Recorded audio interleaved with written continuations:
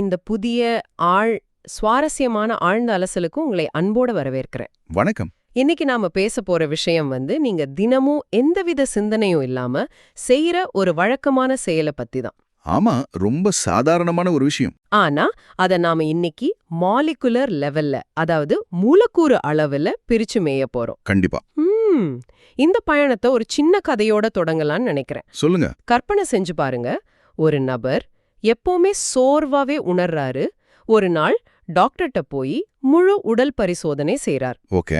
Result பார்த்தா ரத்த சர்க்கரை அளவு அபாய கட்டத்துல இருக்கு, கொலஸ்ட்ரால் அளவுகள் ரொம்ப மோசமா இருக்கு, உடல் எடையும் கட்டுக்கடங்காம இருக்கு. இன்னைக்கு பல பேருக்கு இருக்கிற அதே நிலைமை தான். கரெக்ட். அந்த நபர் டாக்டர் தனக்கு ஒரு பெரிய மருந்து பட்டியலை எழுதி கொடுப்பாருன்னு மனசளவுல தயாரா போனாரு. ஆனா அப்படி நடக்கல இல்லையா?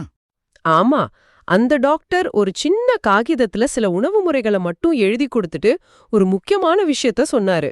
என்ன சொன்னாரு? இந்த உணவுகள் உங்க உடம்புக்குள்ள போனதும் என்னென்ன உயிரியல் மாற்றங்களை உருவாக்குதுன்னு முதல்ல புரிஞ்சுக்கோங்க. அந்த புரிதல் உங்க உடம்பே முழுமையா ரீப்ரோகிராம் செஞ்சிடும்னு சொன்னாரு. வாவ், ரொம்ப ஆழமான வார்த்தைகள். ஆச்சரியமா இருந்தாலும் அந்த நபர் அதை பின்பற்ற தொடங்கினாரு. சில மாசத்திலேயே அவரோட உடல்நிலையில ஒரு பெரிய மேஜிக் நடந்தது. சர்க்கரை அளவு குறைஞ்சிருக்கும்.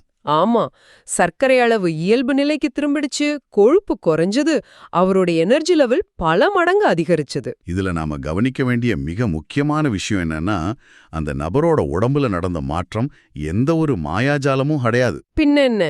அது தூய்மையான அறிவியல். அந்த நோயாளி தன் உடம்போட மெட்டபாலிசம் எப்படி வேலை செய்யுதுங்கிறத புரிஞ்சுகிட்டு அதை தன் வாழ்க்கையில செயல்படுத்தினாரு. அவ்வளவுதான். இத பத்தி உங்களுக்கு தெளிவா புரிய வைக்கத்தான் இன்னைக்கு நாம ஒரு மிகச்சிறந்த ஆதாரத்தை கையில் எடுத்திருக்கோம். டாக்டர் மார்ட்டின் கோல்மேயர் எழுதின புத்தகம், சரியா? கரெக்ட்.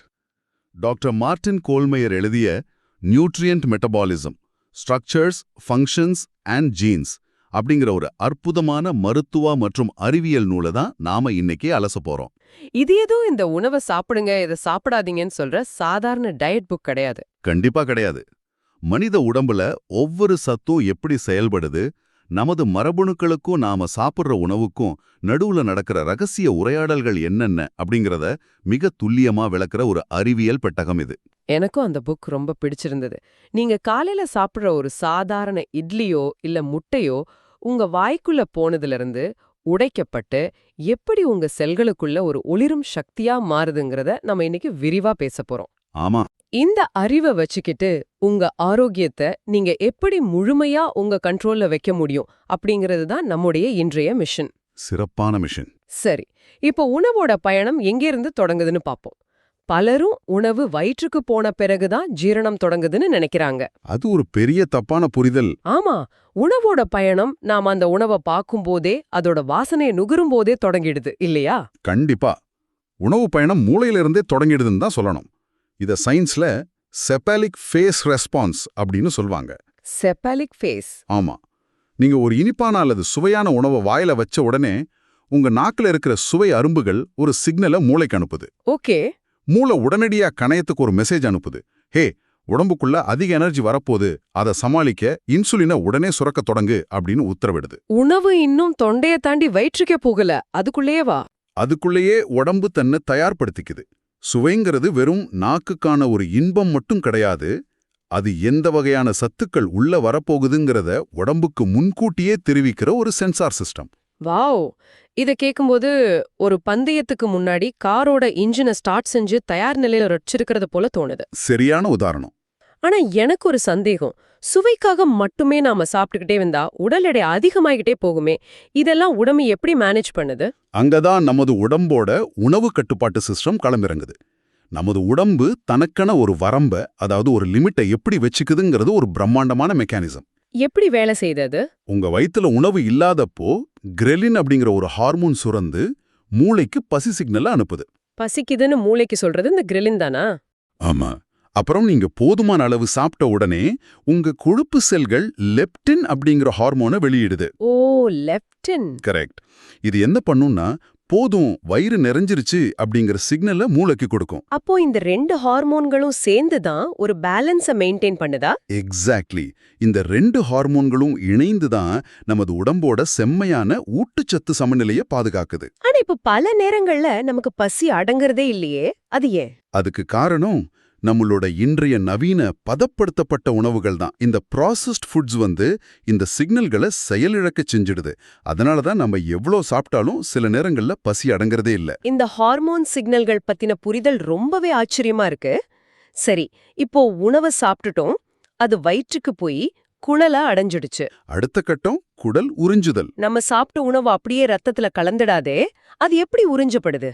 குடல் ஒரு சாதாரண குழாய் கிடையாது. அது ஒரு பிரம்மாண்டமான கெமிக்கல் ஃபேக்டரி. ஃபேக்டரியா? ஆமா. சிறுகுடலுக்குள்ள உணவு வந்த உடனே பல்வேறு என்சைம்கள் அந்த உணவை மிகச்சிறிய மூலக்கூறுகளா உடைக்குது. ஒரு பெரிய கட்டிடத்தை செங்கல் செங்கலா பிரிக்கிறது போல கற்பனை செஞ்சுக்கோங்க. ஓகே, ஈஸியா புரியுது. கார்போஹைட்ரேட்டுகள் குளுக்கோஸாகவும், புரதங்கள் அமினோ ஆசிட்டுகளாகவும், கொழுப்புகள் ஃபேட்டி ஆசிட்டுகளாகவும் பிரிக்கப்படுது. தனித்தனியா பிரிஞ்சிடுது. ஆமா.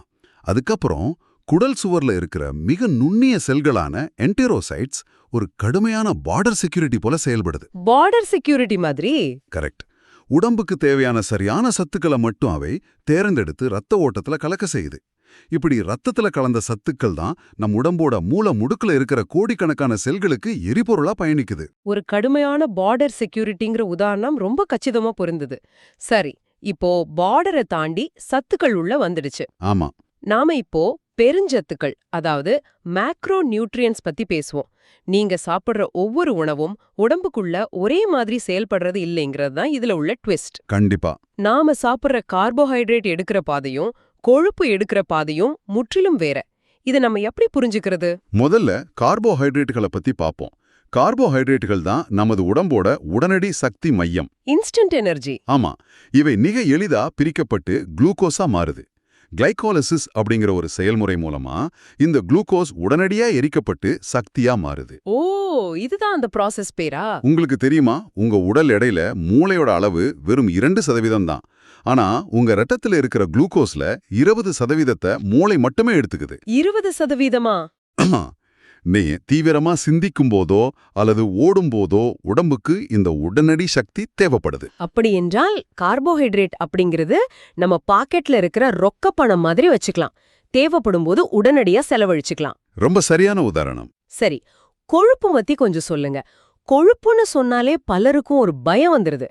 நான் கொழுப்பே இல்லாத உணவு தான் சாப்பிட்றேன்னு பெருமையா சொல்றவங்கள நான் பார்த்திருக்கேன். நானும் பார்த்திருக்கேன். இது சரியான அணுகுமுறையா? ஃபேட்டி ஆசிட்ஸ் உடம்புல எப்படி செயல்படுது? கொழுப்பை முற்றிலுமா தவிர்க்கிறது அப்படிங்கிறது அறிவியல் படி ஒரு மிக மோசமான ஐடியா. கொழுப்புகள் நமது உடம்புக்கு மிக மிக அவசியம். அப்படியா? ஆமா. கார்போஹைட்ரேட் உடனடி பணம்னா, கொழுப்புங்கிறது உங்க பேங்க் அக்கவுண்ட்ல இருக்கிற நிரந்தர வைப்பு நிதி மாதிரி, அதாவது ஃபிக்ஸட் டெபாசிட் மாதிரி. ஓஹோ. கார்போஹைட்ரேட்டை விட 1 கிராம் கொழுப்புல 2 மடங்குக்கும் அதிகமான எனர்ஜி இருக்கு. இந்த கொழுப்பு அமிலங்கள் பீட்டா ஆக்சிடேஷன் அப்படிங்கிற செயல்முறை மூலமா எரிக்கப்படுது. Beta oxidation? இன்னைக்கு பிரபலமா இருக்கிற கீட்டோ டயட் எல்லாம் இந்த பாதையை தூண்டி விடுறது தான். அது மட்டும் இல்ல, உங்க உடம்போட ஒவ்வொரு செல்லோட வெளிப்புற சுவரும் கொழுப்பால தான் ஆனது. செல்களோட சுவரே கொழுப்பு தானா? ஆமா. அதோட டெஸ்டோஸ்டிரான், ஈஸ்ட்ரோஜன் போன்ற மிக முக்கியமான ஹார்மோன்கள் உற்பத்தியாக கொழுப்பு தான் அடிப்படை தேவை. இது பலருக்கும் ஒரு புதிய தகவலா இருக்கும். கொழுப்பு உடம்புக்கு எவ்வளவு முக்கியம்னு இப்ப புரியுது. கண்டிப்பா. அடுத்து அமினோ அமிலங்கள். கார்போஹைட்ரேட், கொழுப்பு இரண்டையும் எரிபொருள்னு சொல்லிட்டீங்க. அப்படி என்றால் புரதங்களும் எரிபொருள் தானா? இல்ல. இங்கதான் நாம கவனமா இருக்கணும். அமினோ அமிலங்களை வெறும் எரிபொருள்னு சொல்ல முடியாது. அவை நம் உடம்போட கட்டுமான பொருட்கள். Building blocks. நகம் என அனைத்தையும் உருவாக்குறது புரதங்கள் தான். அந்த புரதங்களோட அடிப்படை செங்கற்கள் தான் இந்த அமினோ அமிலங்கள். ஓ, அதனாலதான் ஜிம்முக்கு போறவங்க அதிகமா புரோட்டீன் எடுக்கறாங்களா? ஆமா. நமது உடம்பு தொடர்ந்து பழைய செல்களை அழிச்சிட்டு புதிய செல்களை உருவாக்கிட்டே இருக்கு. பழுது பார்க்கும் வேலை உடம்புக்குள்ள 24 மணி நேரமும் நடக்குது. Repair work. எக்ஸாக்ட்லி. இதற்கெல்லாம் அமினோ அமிலங்கள் மிக அவசியம். உடம்புல நைட்ரஜன் பேலன்ஸ் சரியா இருக்கணும். நாம சாப்பிடுற புரதமும் உடம்பு பயன்படுத்துற புரதமும் சமநிலையில இருக்கணும். இத ஒரு முழுமையான படமா பார்க்கும்போது ஒரு விஷயம் எனக்கு தெளிவா புரியுது. என்னது? இந்த மூன்றும், கார்போஹைட்ரேட்டுகள், கொழுப்புகள் மற்றும் அமினோ அமிலங்கள் உடம்புல எப்படி வித்தியாசமா பயன்படுத்தப்படுதுங்கிறத புரிஞ்சுக்கிறது தான் ஒருவரோட நீண்ட கால ஆரோக்கியத்துக்கான ரகசியம். 100% உண்மை. உங்க தட்டுல இருக்கிற உணவுல இந்த மூன்றும் என்ன விகிதத்துல இருக்குன்னு நீங்க உணர்ந்து சாப்பிட்டாலே பல லைஃப் ஸ்டைல் நோய்களை தடுத்துடலாம் இல்லையா? கண்டிப்பா தடுக்கலாம். இந்த பெருஞ்சத்துக்கள் உடம்ப கட்டி எழுப்பவும் சக்தி தரவும் பயன்படுது. ஆனா இந்த கட்டுமான பணிகள்ல சுமூகமா நடத்த சில ஸ்பார்க் பிளக்குகள் உடம்புக்கு தேவை. Spark plugs. ஆமா, அதுதான் நுண்சத்துக்கள். வைட்டமின்கள் மற்றும் கனிமங்கள் இந்த வேலையை தான் செய்யுது. எனக்கு இந்த ஸ்பார்க் பிளக் உதாரணம் ரொம்ப பிடிச்சிருக்கு. வைட்டமின்கள் உடம்புக்கு மிகச்சிறிய அளவுல மட்டுமே தேவைப்படும் படிச்சிருக்கோம். அவை எந்த அளவுக்கு முக்கியம்? வைட்டமின்கள் அளவால சிறியவை, ஆனா அதோட செயல்பாடு பிரம்மாண்டமானது. வைட்டமின்கள் நேரடியாக நமக்கு எனர்ஜியை கொடுக்கறதில்ல. அப்புறம் என்ன பண்ணுது? நீங்க சாப்பிடுற உணவுல இருந்து எனர்ஜியை பிரித்து எடுக்கிற என்சைம்களை ஆக்டிவேட் செய்யறது இந்த வைட்டமின்கள் தான்.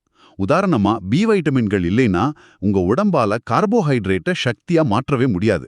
ஓ, அப்ப அது ஒரு சாவி மாதிரி செயல்படுது. கரெக்ட். இதுல இன்னொரு மிக முக்கியமான எச்சரிக்கையும் நான் பதிவு செய்யணும். பலரும் வைட்டமின் தானே, உடம்புக்கு நல்லது தானேன்னு கடைகள்ல மாத்திரைகளா வாங்கி அளவுக்கு அதிகமா சாப்பிடுறாங்க. இது மிகவும் ஆபத்தானது. ஒரு நிமிஷம். வைட்டமின் மாத்திரைகள் அதிகமா சாப்பிடுறது ஆபத்தா? அது எப்படி? உபரியா இருக்கிறத உடம்பு வெளியேத்திடாதா? எல்லா வைட்டமின்களையும் உடம்பு அப்படி வெளியேத்தாது. வைட்டமின்கள்ல 2 வகை உண்டு. ஒன்னு நீர்ல கரையிற வைட்டமின்கள், இன்னொன்னு கொழுப்புல கரையிற வைட்டமின்கள். ஓகே. வைட்டமின் பி மற்றும் சி நீர்ல கரையிற தன்மை கொண்டவை. அதனால அதிகமானால் சிறுநீர் வழியா வெளியேறிடும். ஆனா வைட்டமின் ஏ, டி, இ மற்றும் கே ஆகியவை கொழுப்புல கரைபவை. அப்போ அது வெளியேறாதா? வெளியேறாது. இவற்றை அளவுக்கு அதிகமா எடுத்தா அவை நேரடியா கல்லீரல்லையும் கொழுப்பு திசுக்கள்லையும் தங்கிடும். காலப்போக்குல இது ஹைப்பர் வைட்டமினோசிஸ் அப்படிங்கிற மிக ஆபத்தான நச்சுத்தன்மையை உடம்புல உருவாக்கி உறுப்புகளையே செயலிழக்க செஞ்சிடும். ரொம்ப அதிர்ச்சியா இருக்கு. ஆமா, குறைபாடும் ஆபத்து, அளவுக்கு மீறுவதும் அதீத ஆபத்து. இது நிஜமாவே ஒரு கண் திறக்கிற தகவல். சத்து மாத்திரைகளை டாக்டர் பரிந்துரை இல்லாம சாப்பிடக்கூடாதுங்கிறது இப்போ தெளிவா புரியுது. கண்டிப்பா கூடாது. சரி, கனிமங்கள் பத்தி பாப்போம். கால்சியம் என்றதும் எலும்பு நினைவுக்கு வருது, இரும்பு சத்துன்றதும் ரத்தம் நினைவுக்கு வருது. இவற்றோட மாலிகுலர் வேலை என்ன? இரும்பு சத்து ரத்தத்துல இருக்கிற ஹீமோகுளோபினோட இணைந்து ஆக்சிஜனை ஒவ்வொரு செல்லுக்கும் சுமந்து செல்லுது. அது இல்லையென்றால் செல் மூச்சு திணறி இறந்துடும். சரி. கால்சியம் எலும்புகளுக்கு மட்டும் சொந்தமானது கிடையாது. உங்க தசைகள் சுருங்கி விரியவும் நரம்புகள் மூளைக்கு சிக்னல் அனுப்பவும் கால்சியம் அயனிகள் மிக அவசியம். நரம்பு சிக்னலுக்கும் கால்சியம் தேவையா? ஆமா, ஒருவேளை உங்க ரத்தத்துல கால்சியம் அளவு குறைஞ்சா இதயம் துடிக்கிறத நிறுத்திட வாய்ப்புண்டு. என்னது, இதயம் நின்னுடுமா? ஆமா, இதை தவிர்க்கத்தான் உடம்பு என்ன செய்து தெரியுமா? எலும்புகள் இருக்கிற கால்சியத்தை உருக்கி ரத்தத்துல கலந்து தன் உயிரை காப்பாத்திக்குது. இதனால தான் எலும்புகள் தேய்மானம் அடையுது. வாவ், உயிரை காப்பாற்ற உடம்பு தன் சொந்த எலும்பையே உருக்குதுங்கிறது கொஞ்சம் பயமா இருந்தாலும் உடம்போட டிசைன் எவ்வளவு பிரமாதமானதுன்னு ஆச்சரியப்பட வைக்குது. உண்மைதான், நம்ம உடம்பு ஒரு பயங்கரமாக மெஷின். சரி, இந்த புத்தகத்துல எனக்கு ரொம்பவே புதிதா தோணுன ஒரு வார்த்தை சினோபயோட்டிக்ஸ். இது ஏதோ ஏலியன் சயின்ஸ் மாதிரி இருக்கே. சினோபயோட்டிக்ஸ் அப்படிங்கிறது நாம தினமும் சாப்பிடுற உணவுல உடம்புக்கு பழக்கமில்லாத வெளிப்பொருட்கள் உள்ள வந்தா என்னாகும், அத பத்தி தானே இது? கரெக்ட். சினோபயோட்டிக்ஸ்னா உடம்புக்கு சம்பந்தம் இல்லாத வெளிப்பொருட்கள்னு அர்த்தம். நாம சாப்பிட்ற மாத்திரைகள், உணவுல கலக்கப்படுற ப்ரிசர்வேட்டிவ்ஸ் அல்லது நாம சுவாசிக்கிற காற்றுல இருக்கிற மாசுக்கள் எல்லாமே சினோபயோட்டிக்ஸ் தான். ஓ, எல்லாமே வா? ஆமா, இவை உடம்புக்குள்ள வந்தவுடனே உடம்போட டிஎன்ஏ குழம்பிடுது. இது உணவும் இல்ல, சக்தியும் தராது. இதை வச்சுக்கிட்டு என்ன செய்யறதுன்னு உடம்பு யோசிக்கும். அப்போதான் நமது கல்லீரல் ஒரு மாபெரும் டிஃபென்ஸ் மெக்கானிசத்தை கையில் எடுக்குது. ஓ, கல்லீரல் தானா அந்த ஹீரோ? அது எப்படி இந்த நச்சுக்களை முறியடிக்குது? அது ஒரு பெரிய ப்ராசஸ்.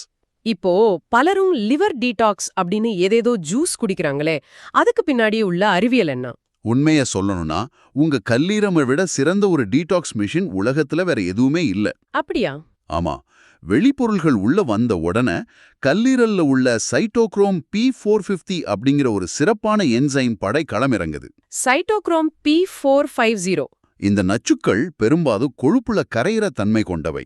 அதனால இவற்றை எளிதா சிறுநீர் வழியே வெளியேற்ற முடியாது. அப்போ லிவர் என்ன பண்ணும்? கல்லீரல் என்ன செய்யுதுன்னா ஒரு ரசாயன மாற்றத்தின் மூலமா இந்த நச்சுக்களோட சில மூலக்கூறுகளை இணைச்சு அவற்றை நீர்ல கரையிற தன்மை கொண்டதா மாற்றிடுது. Wow, chemical reaction. கரெக்ட். அதுக்கப்புறம் சிறுநீரகங்கள் அவற்றை மிக எளிதா வடிகட்டி வெளியேற்றிடுது. இது ஒரு அற்புதமான பயோகெமிக்கல் செயல்பாடு. அப்படியென்றால் இந்த டீடாக்ஸ் ஜூஸ்கள் எல்லாம் சும்மா ஒரு வியாபார தந்திரம் தானா? நம் உடம்பு ஏற்கனவே தன்னைத்தானே சுத்திகரிக்கிற வேலையை மிகச்சரியா செஞ்சுகிட்டு இருக்குன்னு சொல்றீங்க. 100% அதுதான் உண்மை. இதையெல்லாம் கேட்கும்போது எனக்கு ஒரு கேள்வி எழுகிறது.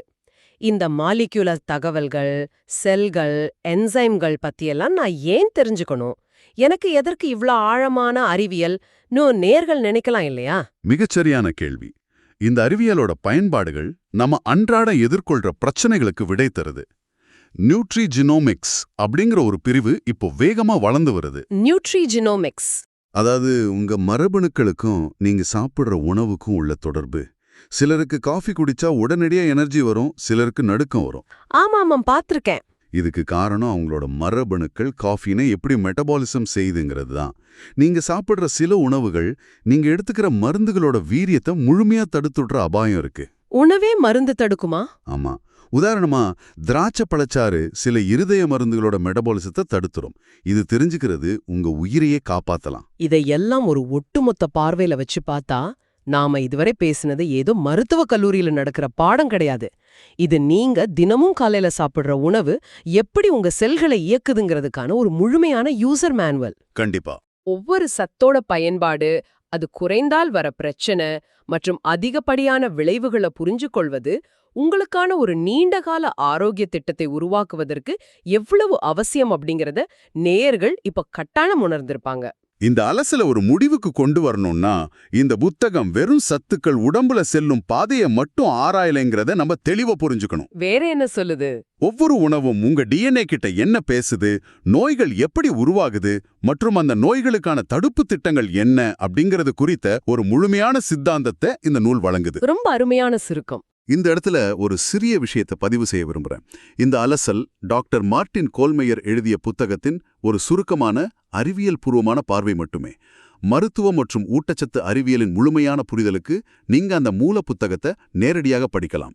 இந்த நூலின் அறிவுசார் காப்புரிமை முற்றிலுமாக அதன் ஆசிரியருக்கும் பதிப்பகத்திற்கும் உட்பட்டது. மிக நேர்த்தியா சொன்னீங்க.